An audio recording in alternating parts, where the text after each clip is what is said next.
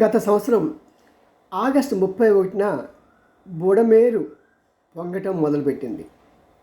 2-3 రోజుల్లోనే మొత్తాన్ని విజయవాడని తడిపి ముద్ద చేసింది.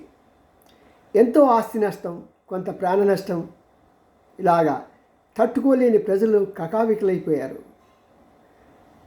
గూడు చెదిరింది, కూడు దక్కలేదు.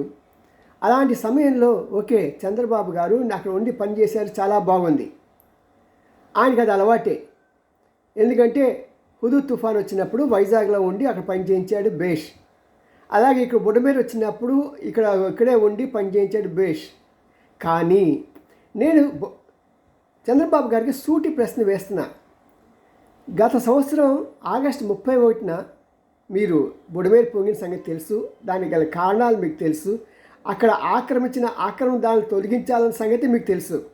ఇంతవరకు ఒక్క ఇల్లైనా సరే ఆక్రమణదారుల నుంచి తొలగించారా? మళ్ళీ ఈ సంవత్సరం అలాగే వస్తే మళ్ళీ మీ షో మొదలా? ఇది కేవలం మీ షో కోసమేనా, లేకుంటే ప్రజల ప్రాణాల కోసం, ఆస్తి కోసమా? ఒక్కసారి ఆలోచించండి. మరి 1 సంవత్సరం పాటు దాన్ని నిర్లక్ష్యం చేశారు. కనీసం ఈ 1 మంత్ అయినా సరే మీరు దాని మీద అప్పుడు కూర్చోవడం కాదు, ఇప్పుడు కూర్చోండి విజయవాడలో. ఇప్పుడు కూర్చొని విజయవాడలో ఆ పనులు కనుక, ఆ ఆక్రమణ కనుక మీరు తీసివేయగలిగితే హ్యాట్స్ ఆఫ్ టు యూ అంటూ ప్రజలంతా కూడా మిమ్మల్ని బ్రహ్మరథం తప్పక పడతారు. సీ యూ, మీ N Ramji, senior journalist, Godigantla TV 9. Subscribe చేయండి, షేర్ చేయండి, లైక్ చేయండి.